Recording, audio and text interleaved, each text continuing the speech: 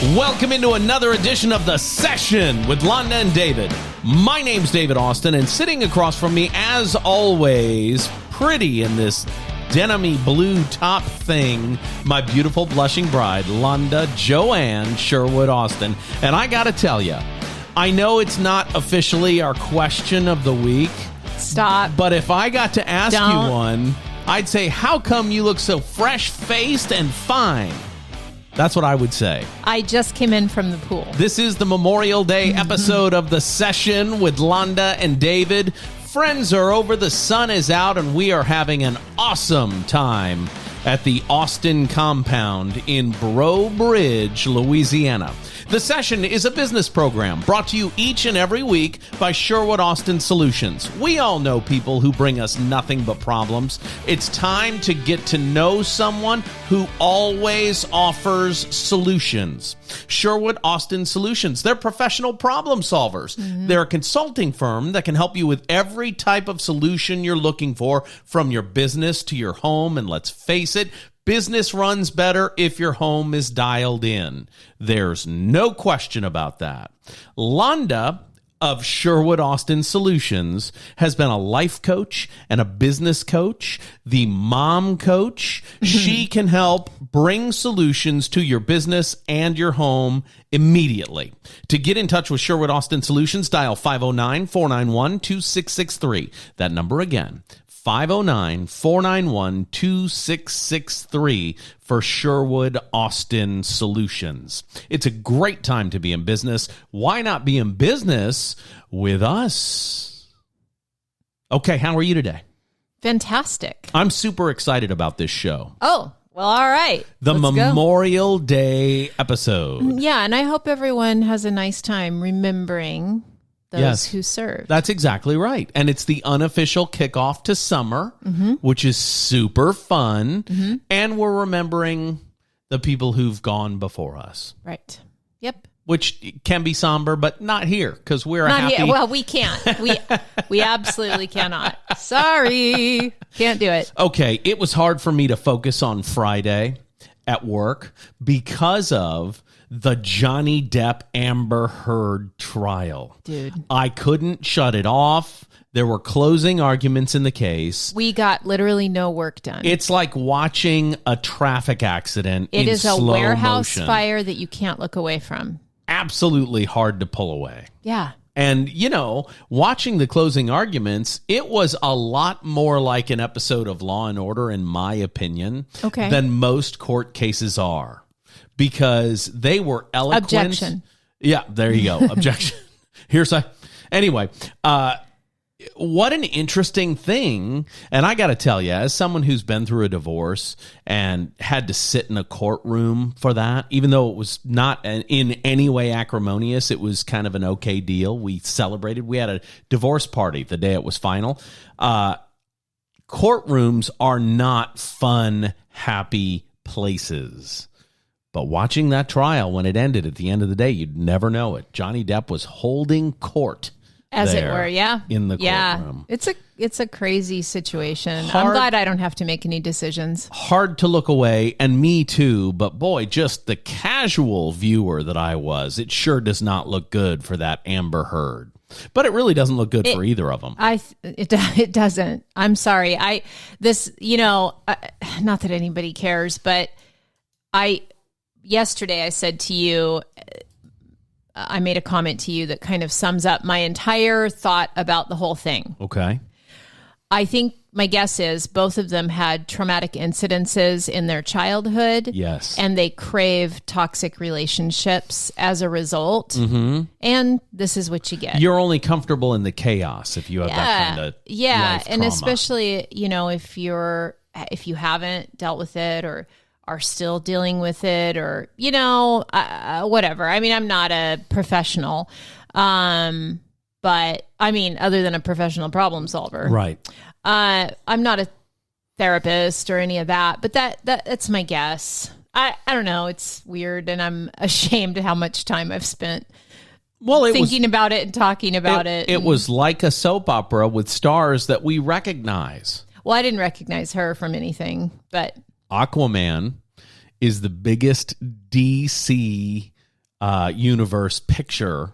That's what they that say. They've released. $1 billion worldwide. I did see it. Was terrible. That movie was terrible. I did not remember her in it. Oh, okay. And when I was done, I thought, well, that's time I can never get back. She was the love interest from start to finish, and was, engaged to his brother. It was a whole thing. Don't remember it was all. A whole thing. Nobody cares about this. I don't know why we're talking about it. I don't know. I want to talk about... Except that it's current. It is current. I want to talk about the world in general as we are enjoying our holiday. We've seen some tragedy over the last couple of days. We saw a shooting in Uvalde, Texas, where 21 people, 19 of which were children. Heinous crime. Yes. We've seen a lot of Facebook and Instagram and TikTok posts about gun control. We saw the NRA start their conference in Houston. All kinds of things have happened over the past few days. My question is, what should we be doing as a society to slow down these violent crimes in schools? What should we be doing? It's a great question. Is it a gun control question? It seems to me that somebody really important has to get shot for gun control to actually happen in Washington. The last time I remember major gun control change was when the Brady Bill went into effect. Right. And President Reagan was shot, and his guy, Brady, was, shot and not mortally wounded, but never the same again. Right. That prompted some sort of gun control, increasing background checks and all that stuff. Right. I've always said it makes sense to me to give gun owners the same kind of training that police get.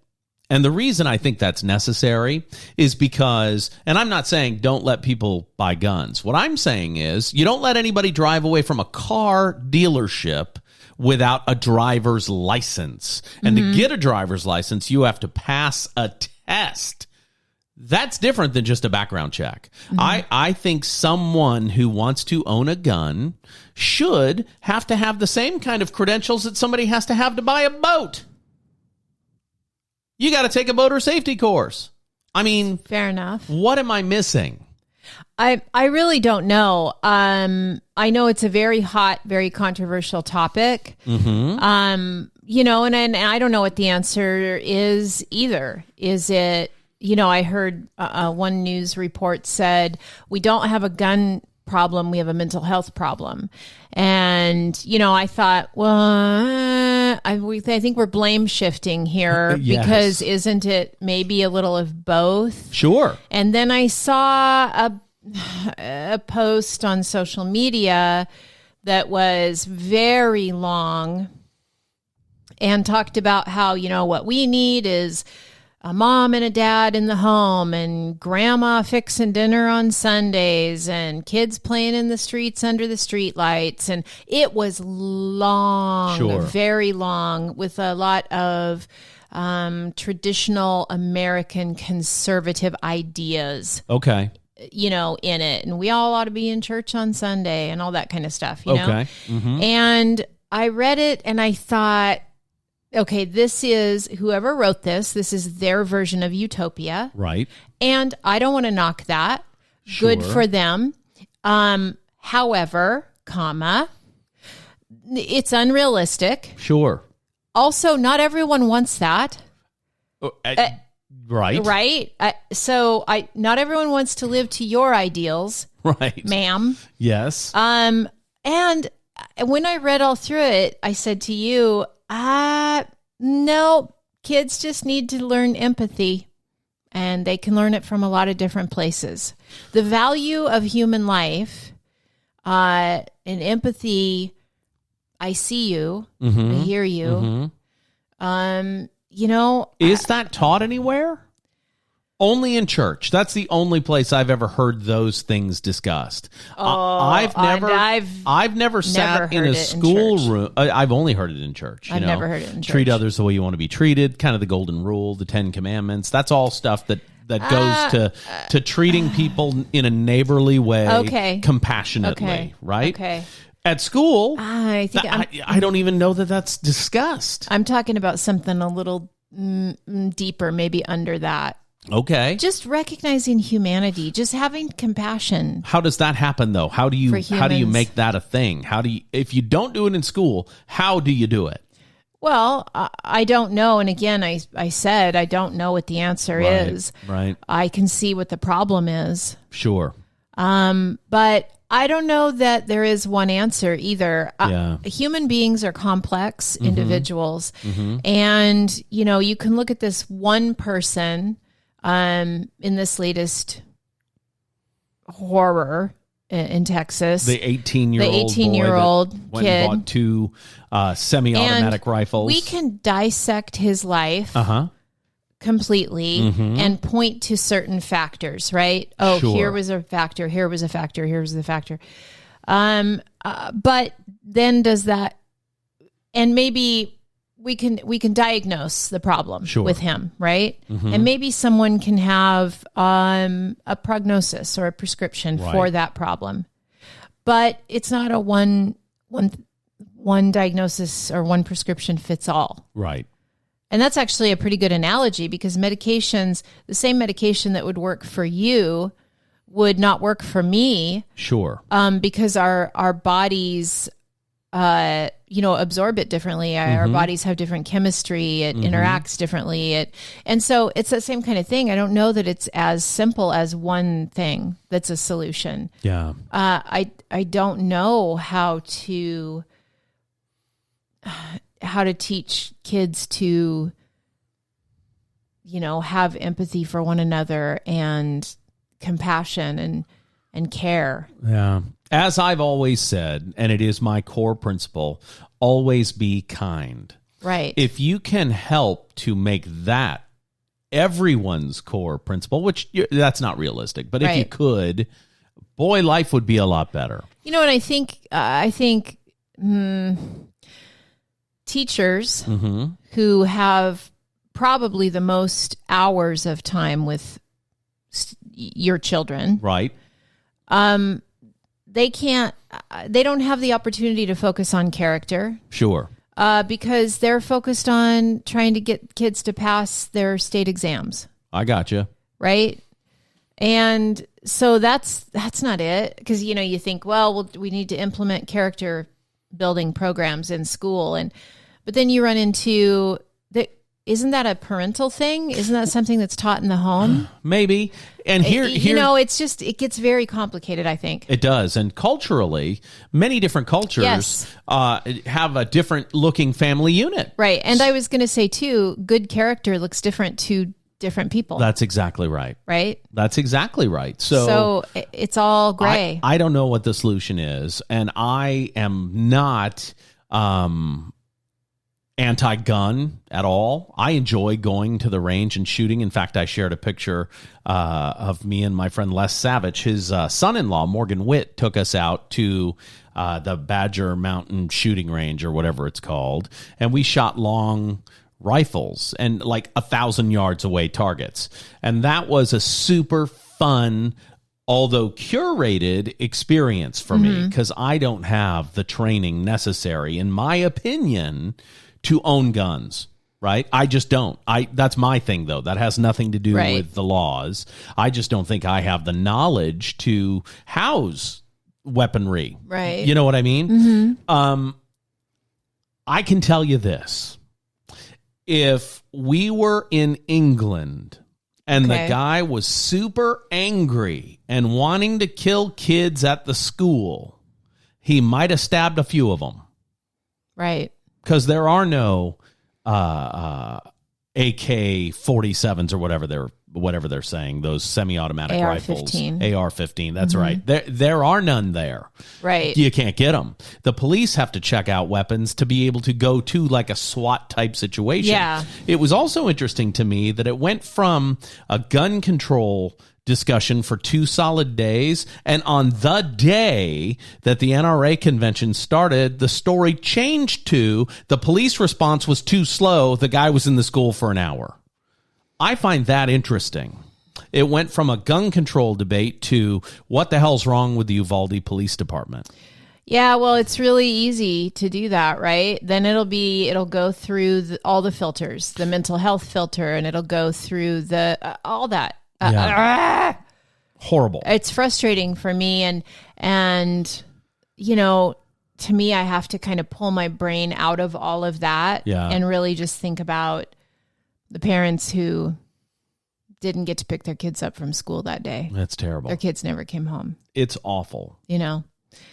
And seeing the national news media there crying during their morning news reports. Yeah. Hard to watch. But even that, I mean, interviewing a 10-year-old kid, I felt like that was really inappropriate. That's interviewing true. anyone that's involved. They're in shock. They're in shock. That's exactly not right. Okay. Yeah. To sensationalize it that way. I don't know. I thought the whole thing's disgusting. I don't know. Terrible. Sad. Very. This is kind of a downer. It is a downer. I think it lends itself to maybe showing people that we care and we are involved in current. Someone said to me the other day that they don't share our podcast very often because they just want to make sure that they are never sharing anything that's political or this or that. And I thought, okay. And I mean, like, that's your prerogative. That's fine. But today, let me just say today, yes, this one is a little political, but it's what's happening in it's the current temperature of our world. Right. And you and I kind of talk about that stuff when it comes up. And so, it's a downer. It sucks, but it's what's happening. And, how do you, this is, I guess, back to, we've talked a lot about mindset and how do you go forward when you're, thinking about all that stuff? And do you get sidetracked if you're building a business or something like that? You don't want to show up to work. You don't want to make the calls because you're sad or you're really upset or you're, over the current temperature of the country or the world. And what do you do about that? And, it's back to mindset. Is there anything I personally can really do to affect that change? I can't think of anything right now. Well, let me tell you something. This is good news, and I don't know, it's a little premature to talk about, but I'm trying to affect change with not only this podcast, but we're in negotiations presently to do a morning radio show in a top 100 market presently as we speak. I'm pretty excited about that. I'm shocked you mentioned it. Well, I'm not giving too many details away. Okay. All I'm saying is my contribution of bringing kindness and perspective to the news, I think I need to do. Yeah, I think so. In addition to running my mortgage office on the 9th floor of the Chase Tower Envoy Mortgage in Lafayette, in addition to working with my buddies at the Envoy office in Kennewick, Washington, still doing loans in Kennewick. Now we're doing loans here in Louisiana. Yep. Having fun. You're still doing real estate. I got to tell you, the world is wide open and exciting. Yeah. It is a little sad sometimes. Yes. But boy, is it exciting and dynamic as well. Right. Yep. Well, I guess when something like that happens, what's my responsibility and what's my opportunity? Right. And those are the two questions that I would ask our viewers, or I mean, our listeners. Nobody's watching this. I would ask our listeners to ask themselves, what's my responsibility? Right. Around this particular issue. Yes. Okay, what's my opportunity around this issue? Right. And beyond that, keep putting one foot in front of the other and keep your head down and keep focused on you, your people, the people that you love, and have the discussions because they're important to have. I don't avoid any topic. Sure. It's important to have the discussions. Now, I have to say, I said earlier, I don't know how you teach kids to have empathy. And that's the truth because I didn't I'm very in touch with my feelings today. Right. But as a mom, when I was raising my kids who are now 20 to 30, in age.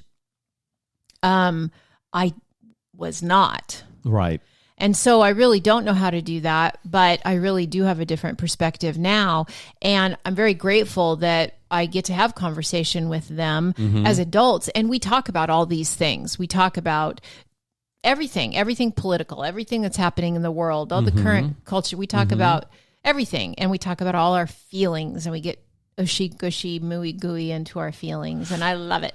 Well, and the reason I wanted to talk about these current events right now is because in your coaching business, it's not always people talking to you about customers who've come into their store. It's often about mindset. It's often about how do I go open the boutique if all I'm worried about in one case was vaccines. I mean, right. You know what I mean? That was one of your people that you were helping to coach a time ago, right, when the vaccines were a big deal. Right.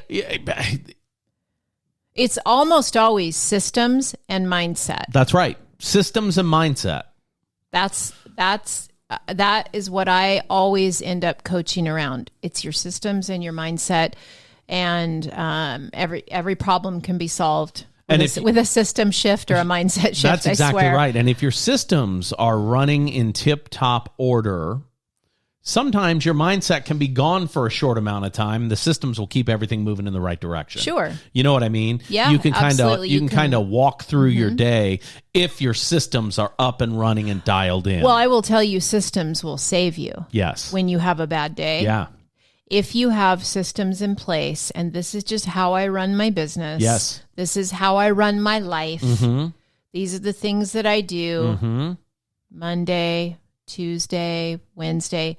When the stuff hits the fan, yes, the systems will save you. That's right. While you're working on your mindset, while you're working through whatever, because life is just kind of a series of messes and crisis and unexpected things with small little amounts of time that are not chaotic.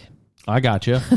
I was talking to somebody the other day about when I got into lending, that one of my customers years ago told me, you seem stressed at what you're doing. And, you can make that kind of money in mortgages without any of that stress.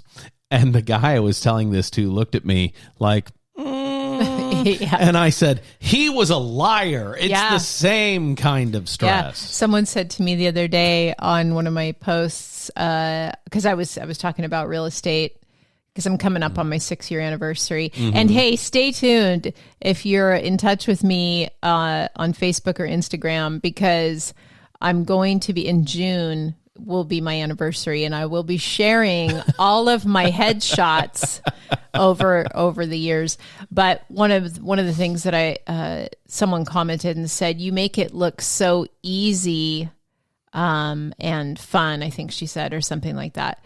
And I said, yeah, it's neither one of those things. Well, you do make things look easy and fun, and often things are easy and fun because you've got systems in place that help you stay disciplined and focused. Do you know what I mean? Yeah. For on instance, the surface, though, yes, it looks super fun. Every job you're not doing looks fun. Oh, that would be fun. But you get into it and you find out, there's aspects of it that are really fun. Right. It's mostly the direct deposit. No, I'm kidding. That is part of the fun for me. But it depends on what motivates you. So is that our user question of the week? That the person said you make things look fun, and how do you make it all look so fun? Yeah. And the answer is? Well, the answer is you are crafting your personal brand whenever you post on your social media. Okay. And you will have, people will have a certain perception of you depending on that. Right. If that's what they see the most of, then they're going to formulate ideas about who you are and what you're all about based on your posts. And so, take that into consideration when you're posting. And so I don't post realtor rants. Right. You know, I don't think anyone should and post, complaining about what, I just don't do that. I find it unprofessional, and I actually find you're skirting the edge of violating the code of ethics when you do that. Which when is, like realtors are like, I can't believe this other realtor rant. Yeah. And I just find it not useful. Right. To what end? Right. You feel better about it? Okay, call a friend. But don't tell the world about how much what you do sucks. Right. And so, I do think about the things that I say, and I'm probably more careful today than ever. Okay. With your social media, is that what you're saying? Yeah. I think I've gotten more careful probably over the last 6 years for sure. Well, about, I want to keep polarizing topics out of my social media. Right. I want to be a ray of sunshine. I want to be a source of encouragement to people. I want to be an inspiration.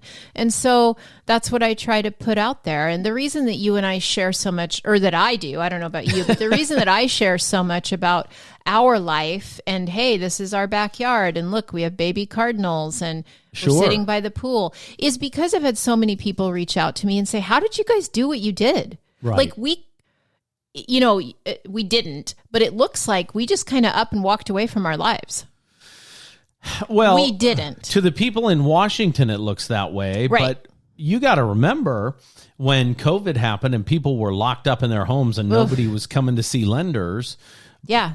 Our office shut off the lights and we all went and worked from home. Yeah, so and did instead ours. of sitting in our home in West Richland, we got on a plane and flew to Florida, which was fully open. Right. So we were able to sit by our pool in Florida and do our loan business and our real estate business, which I still think you should write a book about long distance real estate because I think that's such a cool idea.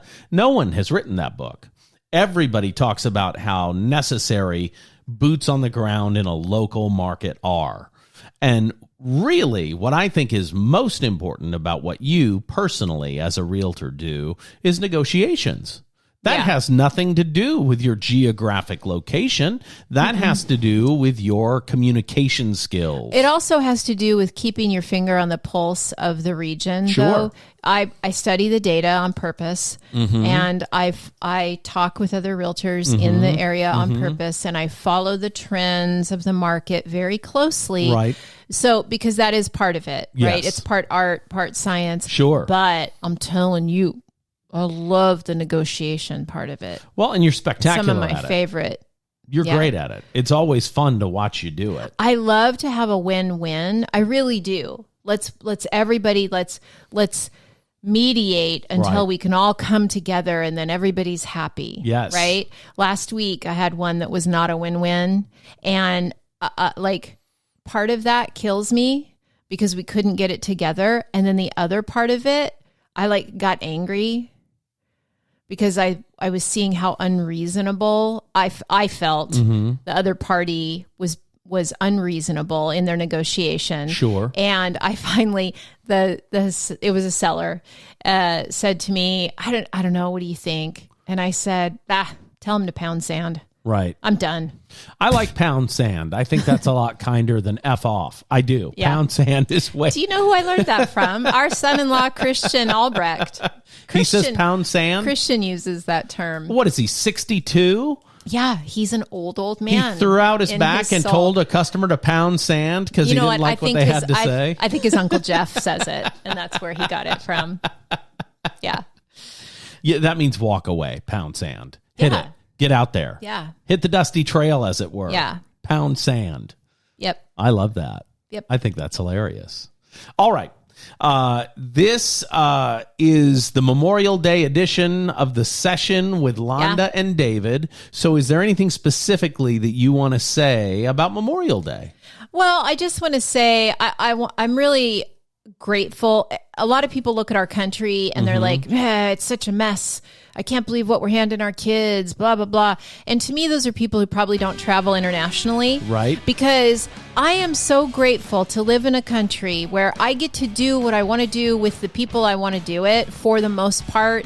And I'm just really grateful for everyone who came before me and all the people who've served in the military, my dad, my grandfathers, my son. Sure. And their sacrifice that they made so that I could have really a fabulous life. I think that's beautiful. I think that's lovely, and there's nothing I'm going to say that's going to top that. This has been The Session with Londa and David. For Londa, Joanne, Sherwood, Austin, my name is David Austin. The Session is brought to you each week by Sherwood Austin Solutions. It's time to get to know professional problem solvers. If your business needs a boost, call Londa today at 509-491-2663. That number again, 509-491-2663. You can text the number, you can call the number, or you can email Londa at SherwoodAustin.com. We'll see you next week.